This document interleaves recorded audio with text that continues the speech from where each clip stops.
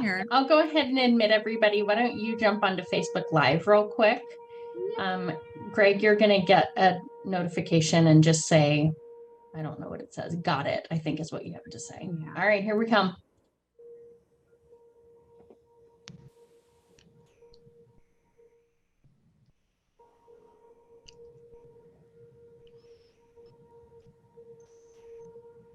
Hello, everybody. I was just getting us streaming on Facebook here. So if you got the little pop-up already, you can just click got it. But we're so excited to have you all here.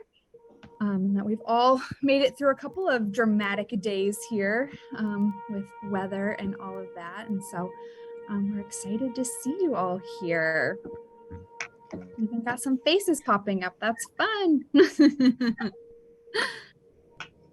Awesome. We'll give everybody a couple of minutes here in case we've got some people hopping on a few minutes late. So today we'll have Megan from Dementia Friendly Cedar Valley and Greg from Northeast Iowa Area Agency on Aging. I've been practicing being able to say that without getting tongue-tied. And so if you have questions for them throughout the presentation, you can drop those in the chat and we'll go through kind of the regular tube. I just like to say that up front because we love to have questions from our audience here. I know we always have representation from such a fun mix of people of that are representing other agencies, community members, all of those things. And so it's fun to get questions from such a variety of different perspectives like that. All right, I think we're at 11:03 here. We'll just go ahead and get started. And as people continue to join us, we'll let them in here. So officially, good morning, everybody. And thank you so much for joining us today. My name is Paige Price. I am our program manager here at the Waterloo Community Foundation. And so I have the pleasure of being your host for our monthly Windows on Waterloo presentations. And like I said, today we are fortunate to host a joint presentation with Megan Zimmerman and Greg Zars. So Megan is the Dementia Friendly Iowa coordinator for Dementia Friendly Iowa. And Greg is the deputy director at the Northeast Iowa Area Agency on Aging.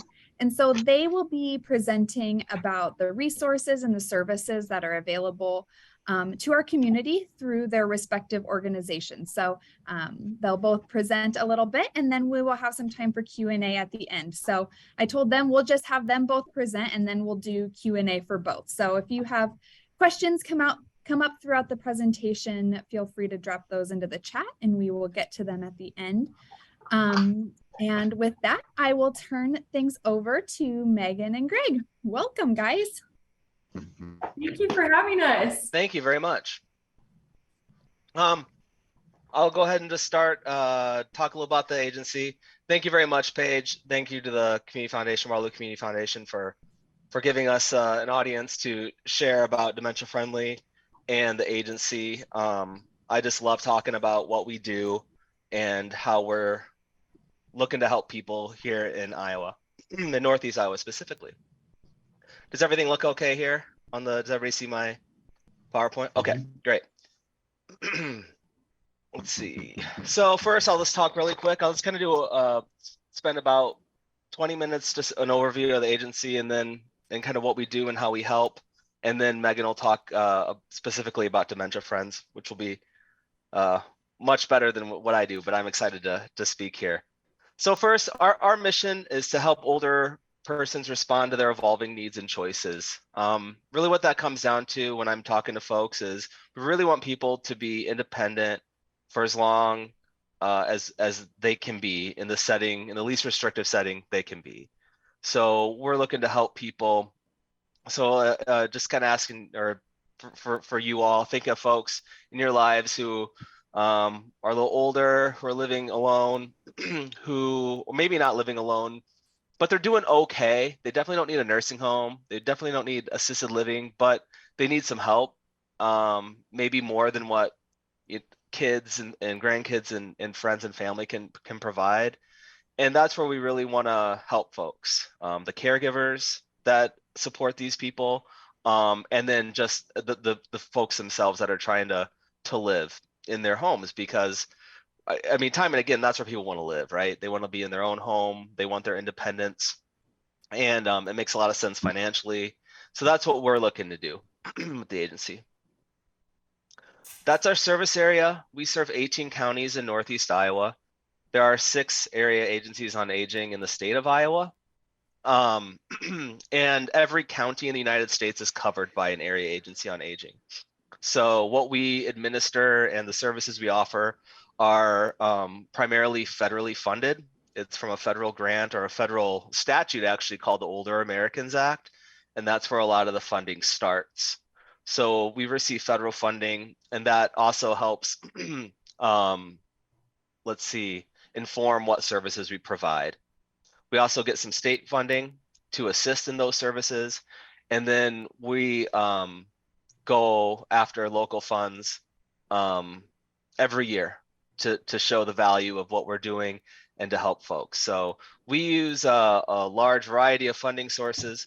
We are a nonprofit, a 501c3 nonprofit agency, but most of our money is federal. But I guess I just wanted to point out that if you talk to somebody that doesn't live in Iowa or lives in another part of the state, there is an area agency on aging, and most of these services that I'll be talking about are available to folks in some way, shape, or form. It can be different, but just want you to be aware of that. We also have 4 regional offices, Decorah, Dubuque, Waterloo, and Marshalltown. We also have meal sites and senior centers in other communities, but for regional offices, that's where we are located. Excuse me. I'm just a little under the weather, so if I cough, I beg your pardon. We really have 4 main pillars of services that we discuss and that we think about when we're planning services and administering them. And I'll just go through them pillar by pillar. So here are the 4, and then we'll go through them in a little more detail. So first is connecting people to services to remain independent. Obviously, we don't have the resources to provide all the home and community-based services that people need, but we take a lot of pride in making sure that we know where those services are, who's offering them, and in what communities, and how they can help, so we can connect people to that. We do a lot of education and health-based programs around nutrition. We do it around fall risk prevention, chronic disease self-management. I know that's a bit of a mouthful, but that's a really important one. People dealing with chronic pain, it's really difficult, and so we offer some support there through education. We have, I think, the best caregiver program in the state of Iowa. I think what we do to help caregivers is immensely important to people remaining independent. I mean, again, we just couldn't. It's just, for most of the time you're talking to families, there's a lot of involvement, and there's usually one person who's really kind of carrying the torch, if it's a spouse in a lot of cases, or an adult child that lives nearby. But if the caregiver burns out, or if the caregiver just can't do it anymore because of other responsibilities, they have families of their own and jobs of their own and things like that, then that's a pretty fast track to an individual being institutionalized, right, in a nursing home. So whatever we can do to help folks with that. What we do, I'm sorry, I'm getting ahead. I won't talk too much, or I'll wait to talk about caregiver. And then finally, it's our nutrition services. This is how most people know us, right? Meals on Wheels. When I tell people where I work, they might not be aware of the agency. If I say Meals on Wheels, it instantly connects with folks. We refer to them as home delivered meals here, but it's the same thing. Very important service. And also, in addition to Meals on Wheels, we offer, congregate meals, senior center services, and things of that nature to help folks with socialization. It's talking a lot about, services to help people remain in their home. One thing we hear frequently from folks is like they just get kind of bored living alone. We can set them up with a homemaker. We can set them up with home delivered meals. We can even help with some transportation to get them in and out of town or to doctor's appointments, but they're still kind of bored. And so we find that the congregate services, the congregate meal sites are really important for folks. We spend a lot of time thinking about, how can we get people, how can we help support folks to socialize a little more in the community? And that's good for everybody, right? That's good for the people who are living alone. It's good for the community that we have a better integration of folks. All right, so I'll talk a little bit about this connecting to services piece, which I just think is so important and vital to what we do. It really starts with a referral line we have. It's called Lifelong Links. You can call us, and we just have such top-notch people on our referral line. I mean, they go through lots of training. They do a great job with assessments. You don't have to necessarily know what you need or want. You just need to call and say, I'm kind of dealing with this, and they can really help. But they're the ones who can, help you. If you just need a list of like homemaker providers in your community, they can do that. If you need some legal help, they can help refer you to Iowa Legal Aid and get you some assistance that way. If it's a financial thing, we offer application assistance, and benefits checks, right? So we're up to speed on things like, food assistance, LIHEAP. But one thing that people miss out on is Medicare Savings Plan can save you a lot of money. So we really make sure, we're checking for those sorts of things. We offer those services as well. And then there's a lot of screening for the services I was kind of alluding to earlier. If it's a caregiver situation, those sorts of services we offer. A lot of time the calls come in more, I don't know, specific, right? There might be a call that just says, we want dad to move to an assisted living and he doesn't want to, can you help us move him? Which that's not really what we do, right? We're trying to help dad stay, but it's the start of a conversation and the start of a learning process for that family, and it's really important. So, I mean, I just say if there's any kind of situation where at the beginning, where somebody they're living alone, they're independent, but like it's getting tougher and tougher, it's getting more pressure on people to help, and it's getting a little more difficult, that's a great time to call. The tougher times to call is like after the emergent event occurs, where it's like, okay, now they're about to be discharged, and they're going to go rehab for 2 weeks, and now we're like really scrambling. Still call us, we can help, but it's just a little bit tougher then. So from the referral piece, then they can go on. We have options counseling, we call it. It's a short term, about 30 days. There'll be some follow up with a staff member who's going to just try to look at it all, right? Say, okay, so these are the situations, what needs are there, what resources are in the community that can support that, and what resources do we have at the agency that might be able to support that, what resources does the family have that can support that, and just try to put this full plan together to help the family out the best we can. Final piece of that is we have some case management services available as well. And that would be a longer term where we would be in contact with somebody at least once a month. We'd be visiting them a few times a year, and we would have some funding for them for like homemaker services, for example, or personal care. Unfortunately, our funding is really limited. So, I mean, we have 18 counties to serve. That's about total population of well over 500,000 people. So we only have money to support about 150 people per month with those ongoing services. So it's we have to really prioritize folks, and it's generally people, most people like very, very low income that we help. So we can't help a lot of people in that, unfortunately. The need's way greater than what we can do, and it's only getting more and more, it seems, every year as like we get older and older. Excuse me, in the state, there's just more people turning 60 every day. But we still want to make sure that everybody's aware of what's out there and the resources available to them. Excuse me. Education. So I talked a little bit about education. So the classes we offer that I think are just, I really want to highlight, we do one called Tai Chi for falls prevention. We do another falls prevention class called Matter of Balance. So we see this happen, we can chart it when we look at kind of the consumer path or the consumer journey at NEI 3A. what happens a lot of times is somebody becomes widowed, right? So now they're living alone, and then they fall within a year, 2 years, and then usually within a year of that event, they're in a nursing home. And this happens, like I said, we see it. So we really focus on that fall event and what, as an intervention, what can we do to offer? And we found that Tai Chi for falls prevention is a really effective class, and it's really popular. We get lots of requests to do more. So if that's something you're interested in, you can give us a call. Even on the referral line, it'll get to Janet Bowles, our wellness nutrition director, who's just really exceptional, particularly in the Tai Chi is kind of her baby anyway. She really likes it, but it's really great classes for folks, and I encourage everybody to attend.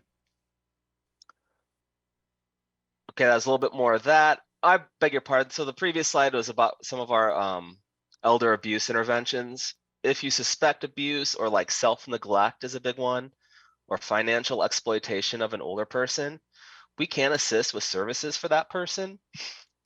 We are not an adjudicating, we're not like a DHS where we can find cases. But what we found is that a lot of times in the legal system, there's like really no place to help somebody.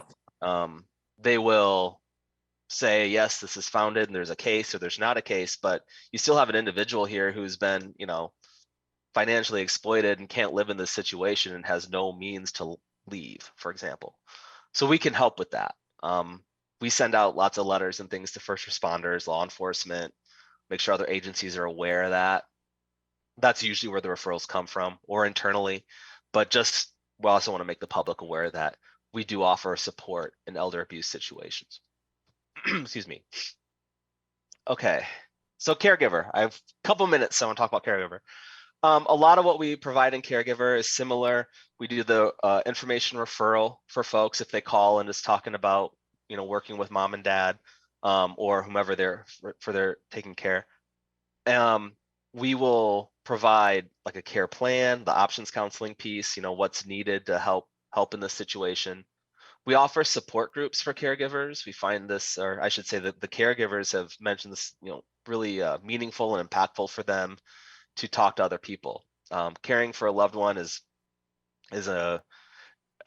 almost everyone who does it will tell you it's an honor, but it's also like incredibly exhausting and difficult journey to be on. So we want to help people on that as much as possible.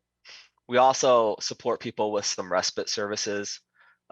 Again, we have nowhere near enough funding, for what's needed out there. But we can usually help about 100 people a month with at least a few hours of respite a month. A lot of our caregiver will come up close to what Megan will talk about with dementia. Caregivers, taking care of somebody with dementia is a challenge. It's a difficult thing. It's quite a journey, and we just want to be there for folks the best way we can, help support our communities to, help, to live with folks with dementia, because they live in our communities too. Okay, and then finally, I'll just briefly touch our nutrition, home delivered meals, or Meals on Wheels, how you want to call it.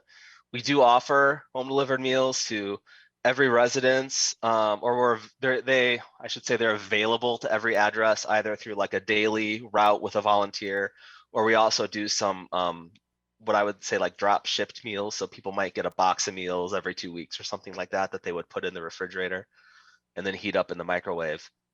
Very important, obviously. Nutrition is just vital to being independent, and cooking for one, right, isn't super fun. It's difficult to do. It can be expensive to do.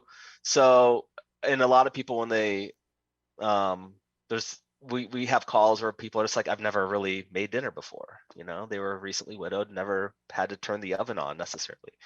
So there's a lot of stories like that. It's kind of hard to hear. So again, we could probably spend an extra $500,000 a year in our meals program, and we'd still have a waiting list, to be honest with you. It's just that big of a need. But we take pride in it. It's a great thing to volunteer for if you're interested in that. I love going on meal routes. You learn exactly what this agency is trying to do, and that you see a lot of people in your communities that you just don't otherwise see. You know, I talk to a lot of people my age, a little younger. Their idea of like an older person is sort of like their grandparents who winter in Arizona and no, I mean, these are people who have significant mobility impairments, who are really struggling and they need some help, and they live in our communities, all of our communities. So it's a really meaningful thing to do. And then on the flip side of the home delivered meals, we offer some congregate meals as well. And some seniors, we have some meal sites around the area where we can support people in that. And that's just, we try to offer a venue for people to get together, share food, and then do some other activities afterwards. We like to do a lot of nutrition education. And then the education classes and like Tai Chi, for example, we oftentimes will hitch that somewhere around mealtime, to help people with that. Doesn't have to be. We do a lot of that in libraries and fitness centers and things like that too, but it's a good venue. And then the last thing I'll just say on that, sorry, Megan, I'm a couple minutes past. We've been working with some restaurants in very rural parts of our region to provide meals at the restaurant for folks. And it was like, I mean, it's great. It's a really cool program. It's called the Iowa Cafe. And it was like immensely successful. It went really, really well.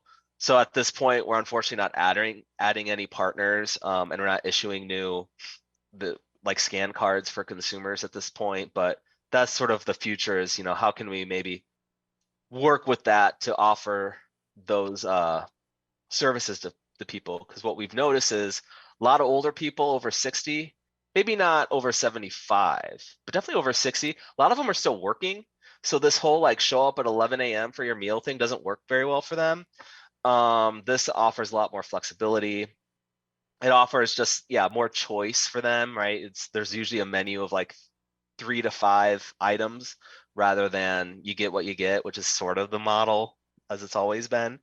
So we like that. Like I said, we just have to figure out how we can sustain it, But yeah, that's just, I guess, my really quick overview of NEI3A, what we do. I look forward to any questions you have. I love talking about the agency and what we do. And I love talking to people in the community and how we can help. Sorry, Megan, I stole 4 minutes from you. No, you are just fine. Thank you so much, Greg. And thank you again, Waterloo Community Foundation, for having us and all of you who have come today. So I'm actually going to share my screen to be able to click through my PowerPoint. Let's see. Can I get a thumbs up that you can see that? Perfect. Thank you. So Greg just gave a really great kind of overview of the services that NEI3A provides. And one of the programs of NEI3A that he didn't touch on yet is the Dementia Friendly Initiative.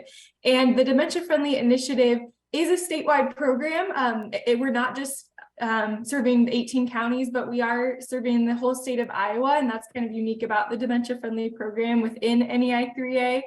But the whole Dementia Friendly Community program in Iowa started locally in the Cedar Valley. So I'm going to zoom in since we're just speaking with Waterloo people right now. For the most part, I'm going to zoom in just to the Dementia Friendly Cedar Valley initiative, although we do have these happening in other communities across Iowa.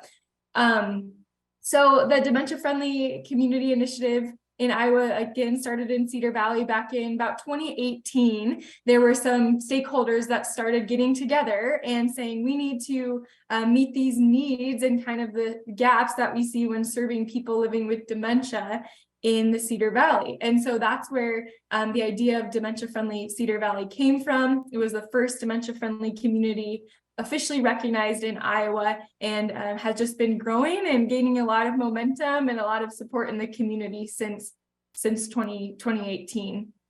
So I have some images here of a few of the people who have gotten involved, and we do a lot of education on dementia in the communities. And so as you can see, I couldn't get all hundreds of pictures on here, but I wanted to show a little bit of representation of those different organizations and agencies, students. So up here, these are some students at the time that were at OT students at Allen. We also do education at senior centers, libraries, and for all different businesses. So I always want to start with showing some of those smiling faces because I love to see it.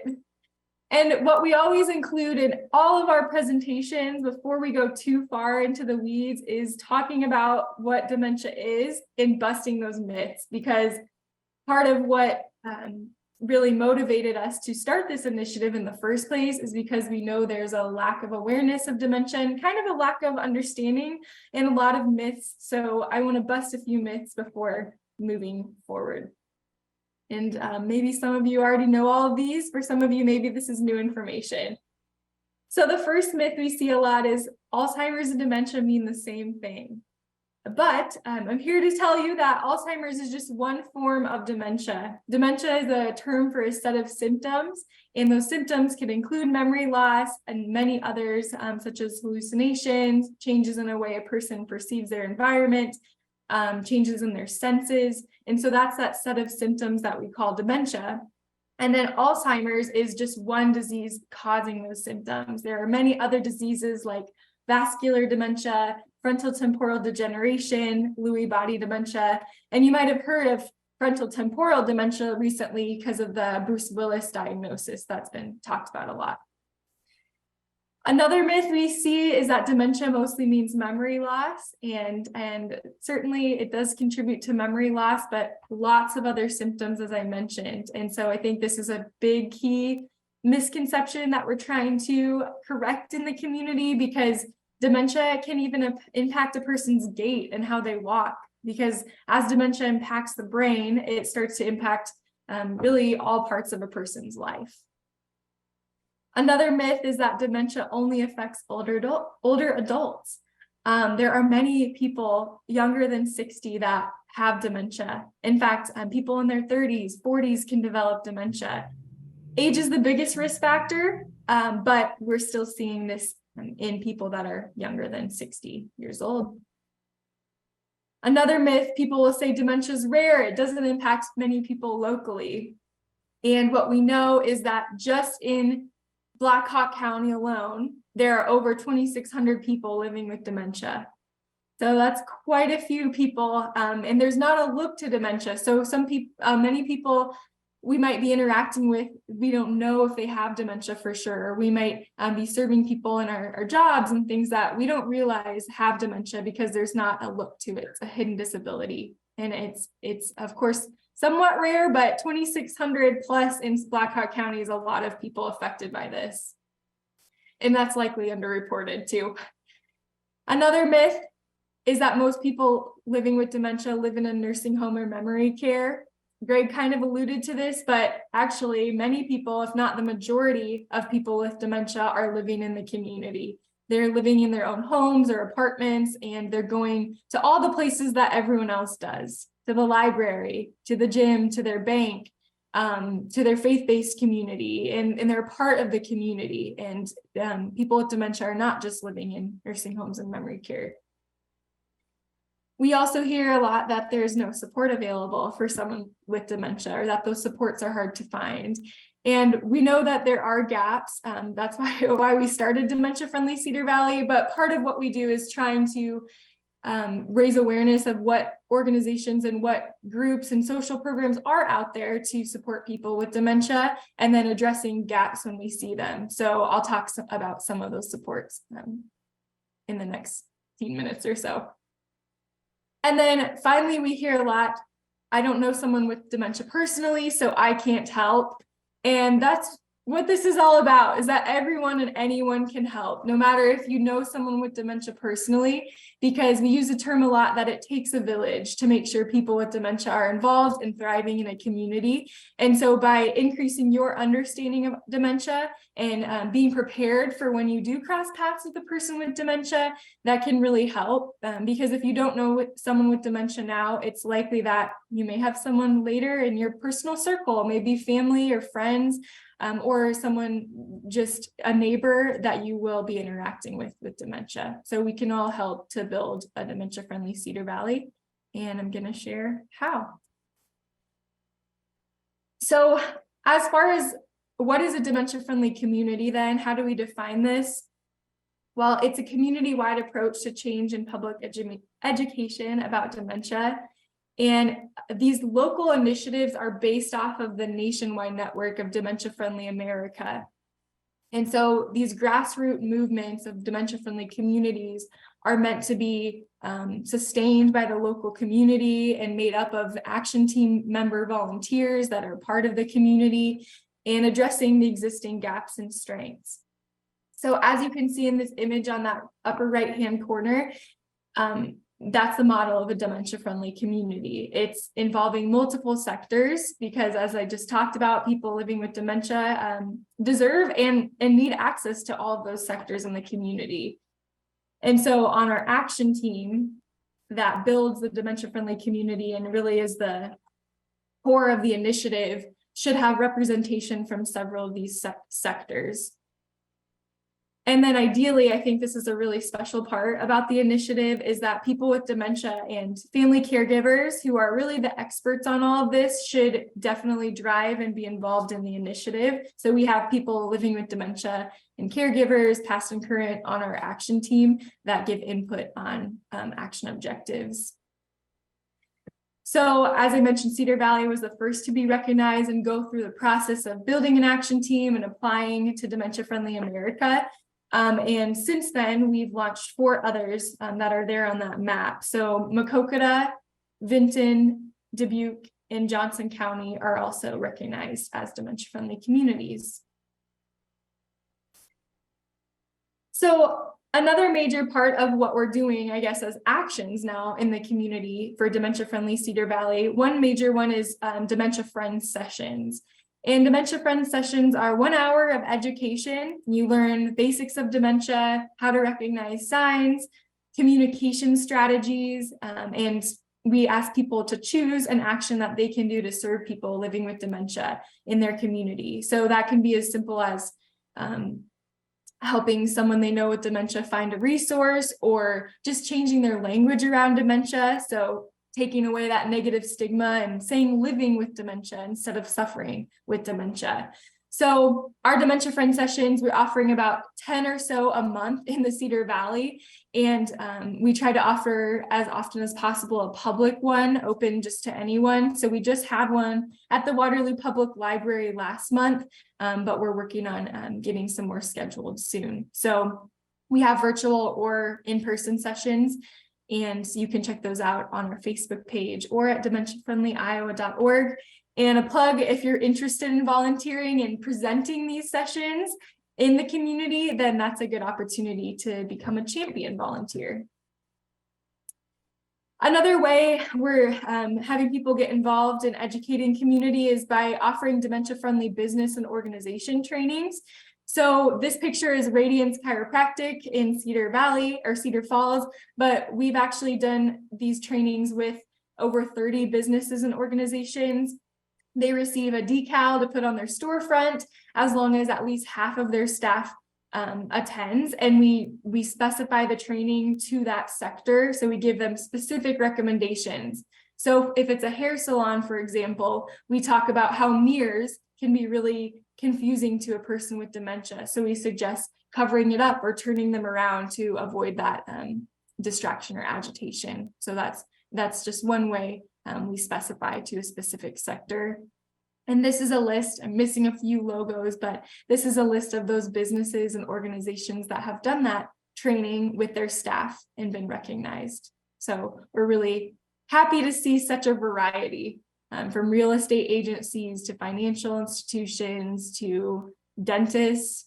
We can do this for any organization. I mentioned a little bit already about inclusion of people living with dementia. And we're always seeking to get better at this and to find more ways to highlight the stories of people with dementia. So we do co-presentations, media highlights.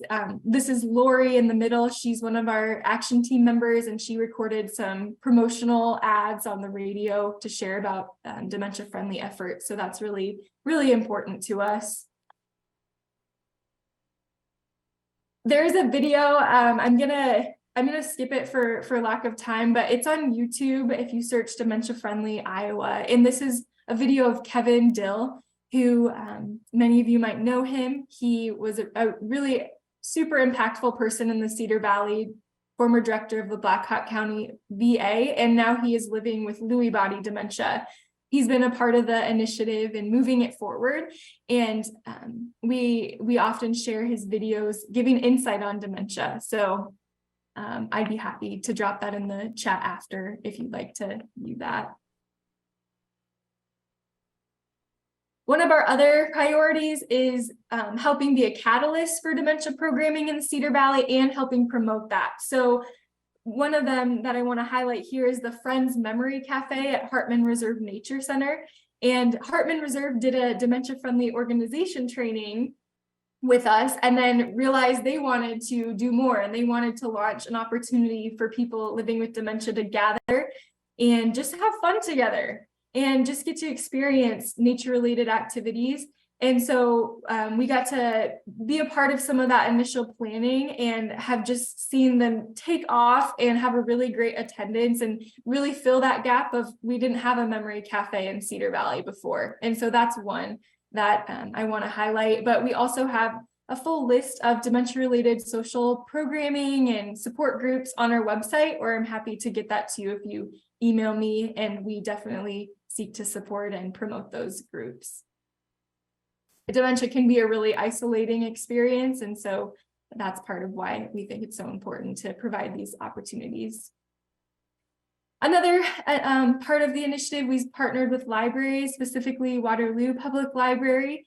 Have done training with their staff, offer education sessions there, but also we're involved in their launch of dementia caregiver activity kits. They check them out like library books, just like you check out a book, and they're kits to help a person with dementia and a caregiver kind of just stay engaged and do activities together at home. So those are available. And then some other progress and plans to share. We're always evolving as we're seeing new gaps and having new action team members. But one exciting thing is the UNI Dementia Simulation House. So I serve as the community liaison there, basically helping the community get connected and helping grow that. And if you haven't been to the UNI Dementia Simulation House, I recommend you go. It's free and open to the public, and you get to put on some gear and walk through a house that looks like any typical Iowan house, and you experience tasks and really see kind of the senses and how your senses are changed when you have dementia. So I'd recommend checking that out, and that's something with Dementia Friendly Cedar Valley we've been thankful to be a part of.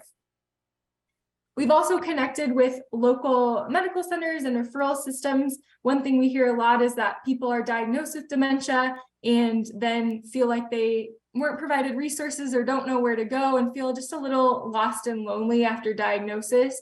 And so we've been providing the local resource guides and developed a dementia resource guide to give to social workers and doctors upon diagnosis for them to give to people so they're not feeling lost after that. And then we'll continue to do our education. We will not let up on that. We've educated around 2,600 people in the Cedar Valley.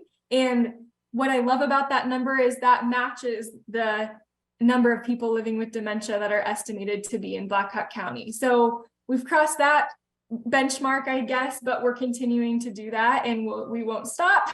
So we're just going to continue education, as we have a great team of volunteers to do that. And then finally, we serve as a catalyst and kind of really a model for launching more community initiatives across Iowa. And so we'll continue to do that since we also work statewide. So I suppose now we'll open it up for questions. Yeah, awesome. Thank you both so much. If anybody in our audience does have any questions, feel free to be dropping those in the chat.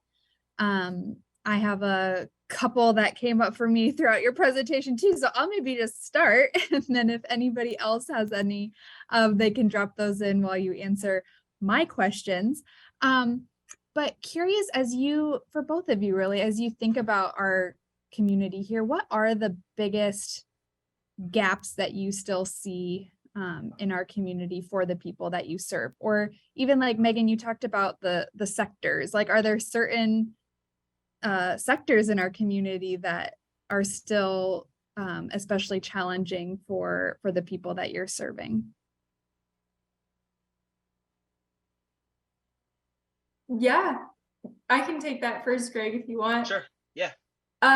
So sectors specifically, we were just talking about, we had our monthly Dementia Friendly Cedar Valley action team this morning, and we were just talking about restaurants. We have not had a lot of involvement with restaurants yet, but we know that people with dementia are absolutely dining at restaurants. And if you think about it, restaurants are pretty stimulating experience. There's lots of people walking around, there's dishes clanging, there's a waiter or waitress checking in, and that can especially be an experience that's really difficult for a person with dementia to enjoy.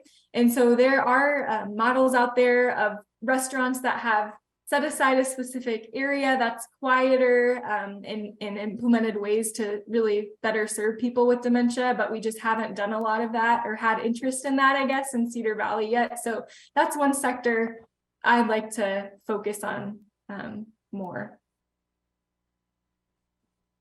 I would say for the Cedar Valley specifically, just a lot of people with high economic need, and I was talking a little bit about demographics, and I haven't done this for a couple of years, but the last time I did a look back, we had like a this is the 18 county population, so Blackhawk County was a little different, but not much. Over like a 8-year period, the population didn't really change in numbers. It was about the same, about 525,000 people or something like that. But the 60 plus population grew 9%. And that's just kind of, again, the age baby boomers getting older and things like that. So just putting a lot of pressure on the funding. And obviously, funding hasn't followed that. It hasn't followed any social services, so that's really putting a lot of pressure on us. So we have wait lists. I would say we're serving about, and this is agency wide again, about half as many people as we really could. If for people who are calling and really need the service. So that's what's really hurting us, I would say, as far as the biggest gaps.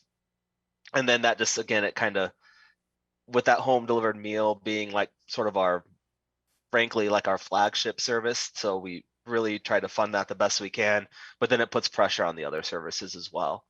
So there's just a lot of need out there. I mean, like I said, you do a meal route and you see these folks living alone and you just worry about them. You wonder how they do it really.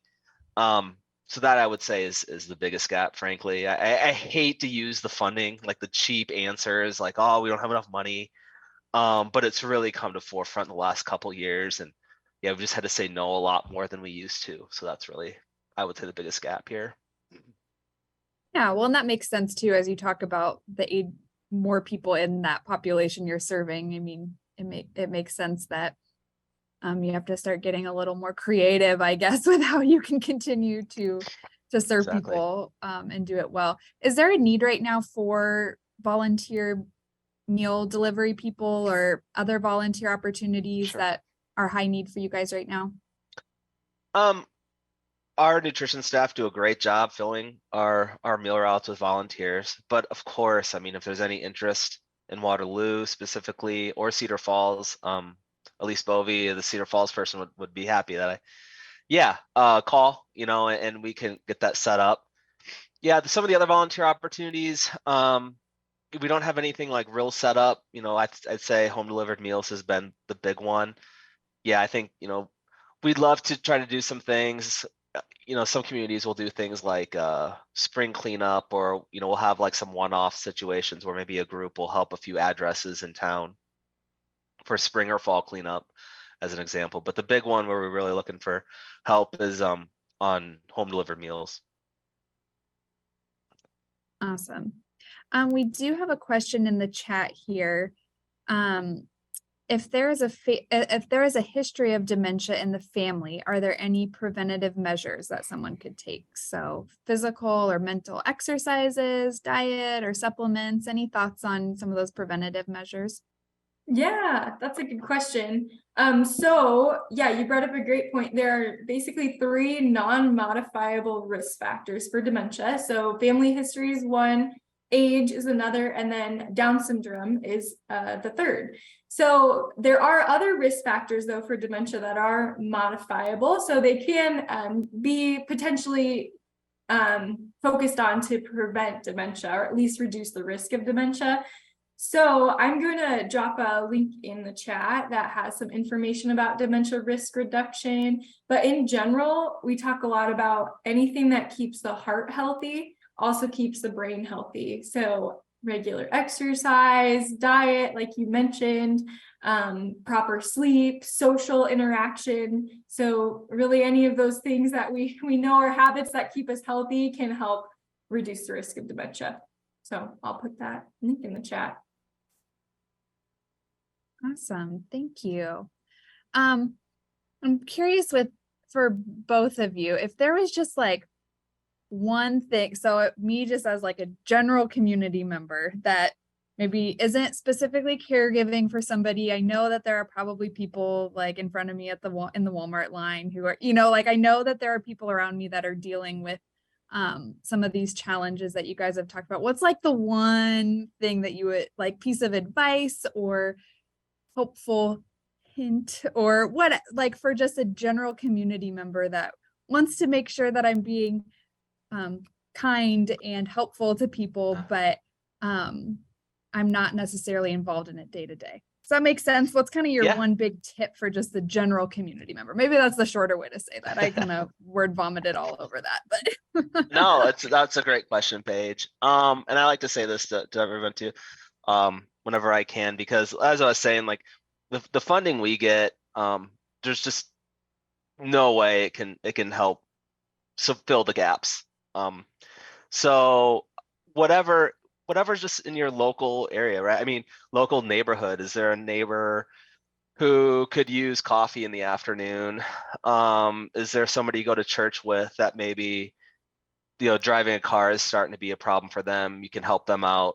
It doesn't need to go through some bureaucratic administrative structure to like help our community. It doesn't need to go through any I3A. There's opportunities for that everywhere. Things, if you know somebody in your neighborhood that lives alone, is old or something, like, bring them dinner once a week or once a month or just one time. Those sorts of things really make a big difference. And even if, because everybody's like, and I make sure this is important, like for our staff to understand, like folks going to like assisted livings or nursing homes or those sorts of things, like that's not bad at all. I mean, that's just part of someone's continuum of care, if you will. But like, how can we just like help maybe keep them in their home a little longer? That makes a huge difference. So, and as Megan said, I would say a big thing with like folks living alone, that socialization piece is just huge. Again, just talking about something to somebody for a little while makes a huge difference.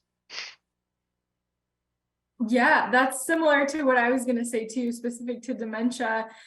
This seems so general, but it's like just being kind and not feeling uncomfortable. We use the phrase a lot that like instead of feeling uncomfortable or awkward and not knowing what to say to a person with dementia specifically, and instead of just like not doing anything, say hi or smile. Something just simple and kind can really go a long way. Specifically in the public setting, I hear a lot from people with dementia who will say that whoever they're talking to will just look at their caregiver and not make eye contact with that person, and kind of makes them feel like less than, or makes them feel like they're not there. So I think just including that person in conversation and realizing one of our key messages of Dementia Friends is that there's more to a person than their dementia. So recognizing that and realizing that maybe some of their symptoms they're showing are exactly that. It's symptoms of their disease. It's not something they can help. And so whenever possible, just walk towards a person with dementia and include them. So, and then I think, sorry, now I'm rambling on about, you asked like one specific example, but I think what helps people do that is to learn about dementia so they know how to communicate and what to say. And so becoming a dementia friend would be a great step. Or as I mentioned, this video of Kevin, and we have some other videos of people living with dementia sharing their story, would be a great place to start to learn more and gain some empathy. So yeah, just learning more and being kind. Yeah, no, that's great. I know we say like those things sound so simple, but I think it is helpful just to have that affirmed, because sometimes the more we learn about, oh, there's so many people that are being affected by these things, and then we start to feel insecure sometimes just as neighbors of like, how do I, but like now I know this is a thing, but I don't know what to do with it. And so I think it's helpful just for our group here who are trying to be good neighbors to those around us. That's really helpful. And I see that Megan did drop the link into the chat too of that. Is that the video of Kevin, Megan? Yeah, that's the video of Kevin. So awesome. Yeah. Very and Paige, good. I wanted to add to that, like being kind to neighbors and that stigma around dementia. I have really a personal story. I moved into a new home, and my next door neighbor, I found out is living with dementia, and it's a husband and wife, and the husband has dementia. And for a while I was like noticing in myself a little bit of fear of like, okay, but how do I reach out? I don't want to overstep. I don't want to be weird. And it was like, just reach out, Megan. Like I talk about this all the time. Don't be weird and scared about it, but just be kind. So yeah, I totally relate to you you kind of get, I don't know, insecure about how to do it. Yeah, absolutely. What are the best ways that our community or we as individuals can be supporting the work and the programs that you guys are doing? Like, are there tangible donations or financial donations or other ways that people can be supportive of what you guys are doing? Thanks, Paige. Yeah, we absolutely accept donations. I'll drop the link to our donate page. That helps us a lot. We also ask people for contributions and things. So we absolutely, while we are federally and state funded, we cannot do it without just individual contributions as well. So that's a huge piece of it. And then I would just say, promote, whatever you know of us. If again, there's a lot of us encounter, especially as the older we get, right? You encounter these situations, whether it's your friends or family, parents and things, these aging issues, just to keep us front of mind, at a minimum, to help folks make an informed decision if that's what it is, as far as the future and care and things like that. That just really helps us, and because then we can say like, look how much we're helping, right? So we like to see, we just want to be able to help folks with those services, because I think a lot of times people will call or they'll hear there's like a waiting list for meals, and it's like, well, the agencies can't help. And that's just not the case. We have a lot of really great, high quality people who can help a family navigate these difficult situations. So I just really want to encourage folks, if you hear that we can do that. Excuse me. I think for the Dementia Friendly program, just spreading the word. If you have a connection to a business or organization that you think might be interested in the training, please, send them our way, because we would be happy to offer that education. So just spreading the word and sharing the resource. Awesome. One kind of event or opportunity, I guess is the right word, coming up that we wanted to share about too is, so at the Waterloo Community Foundation, we've had the pleasure of working with Kevin Dill, who Megan has talked about, and his wife Tammy and his family. They established a fund here at the foundation, the Kevin Dill Family Fund, that distributes financial support to organizations like Dementia Friendly Cedar Valley, and then some veterans organizations that serve veterans as well. Kind of two things that Kevin has been huge advocates for in our community across the state. I mean, I'm sure that all of us have heard his name. He's been such a champion around Waterloo for these causes. And so that's always available if people are wanting to give in that way, and be part of what Kevin's doing. But there's also a golf tournament coming up, which is really fun next month. So it's May 19 and 20, I think are the dates. And we'll put the link in for if you want to sign up a foursome. They're saying that the golf tournament will sell out. So if you're interested, if you're a golfer, you'll want to sign up for your foursome right away. I haven't heard that it's sold out yet, but they're pretty confident that it will. So if you're interested in that, you can sign up online. That will be over, I can't remember what golf course it's happening at, but they're also up there. Gates. What is it? Gates. Mhm, Okay, Gates. thank you. Yeah. I had that on the tip of my tongue and then I got insecure about it. So I didn't want to say the wrong thing. But they're also doing some fun events. So the golf tournament's on Saturday, and then all of the proceeds are going to different organizations serving veterans and individuals living with dementia. But on Friday, they're doing some different things where you can use equipment that will simulate how you can golf and different like adaptive equipment, I guess, and people can kind of play with those kinds of things and learn more about people who have different kinds of disabilities and how they can golf and do different things like that. So if you're interested in being part of that, they would love to have you. Or if you want to financially support the golf tournament or any of Kevin's causes, you can do that online as well. So thank you to Megan and Greg so much for joining us today. We really appreciate your time and all that you're doing in our community too. You both touched on this, but you're really serving I think, Greg, you said it, like people that are here that we're just not always seeing or thinking about at the forefront of our mind. And so these kinds of presentations are such good reminders about our community is made up of so many different people going through so many different things. And these reminders that those people are there and there are things that we can do as community members, as organizations to better be neighbors to them is so great. So thank you for the work that you're doing in our community and for serving our neighbors so well. And thank you to everybody for joining us today too.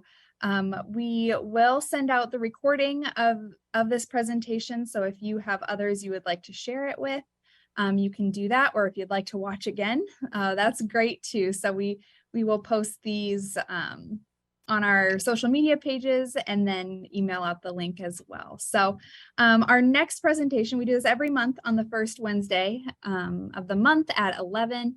And we will have our new-ish, I think that he was sworn in November, but new-ish police chief here in Waterloo. So Joe Liebold will be here sharing about himself. He has been involved with the Waterloo department for like 30 years. So I think that it will just be a super interesting presentation about his experience, what he sees in the community. Again, he has a very unique vantage point of our community, and he'll share about the department too in some ways that they have been creative and strategic to best serve our community every day. And so I hope you can join us for that. That will be on Wednesday, May 3rd at 11, and we'll put out some advertising for that as well. But thank you all so much for joining us today. It's been a pleasure. Have a good rest of your day. Thanks. Thank you. Bye-bye.